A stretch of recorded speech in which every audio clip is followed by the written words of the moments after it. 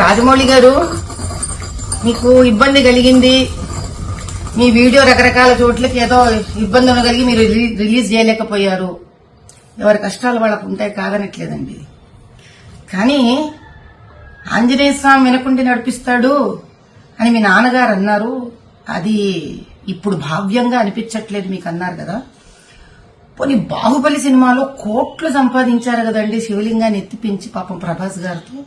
అప్పుడేమన్నా శివుడి మీద ఏమైనా దానకం చదివారా మీరేమన్నా? ఏ శివాలయానికి ఏమన్నా దాన ధర్మాలు చేశారా?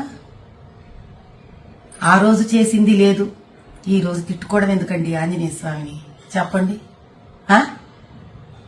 కుల వృత్తిలో వ్యక్తులు అంటే కుమ్మరివాడు ఆ కుమ్మరి వస్తువులని, కంసాలివాడు తన కంసాలి వస్తువుని, డాక్టర్ తాను సర్జరీలో వాడే సర్జరీ వస్తువులని వీటిలన్నిటినీ దైవంగా భావిస్తారండి.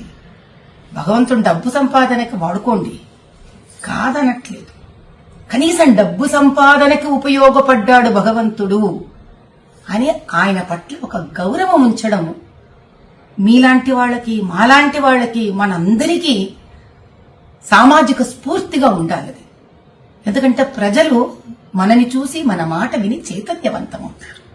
అంత బేలలాగా మీరు ఎవరో ఏదో షాట్లు మీకు కొట్టేశారు కాబట్టి మీకు ఆంజనేయ స్వామి వెనక లేడని మీరు భావించడం, ఆ తర్వాత వెంటనే సమస్య తీరిపోగానే చిన్నపిల్లలాగా వేసేసుకోవడం, ఇంకా నిలకడెక్కడుంది రాజమౌళి గారు మీ అంత పెద్ద మనిషికి కూడా.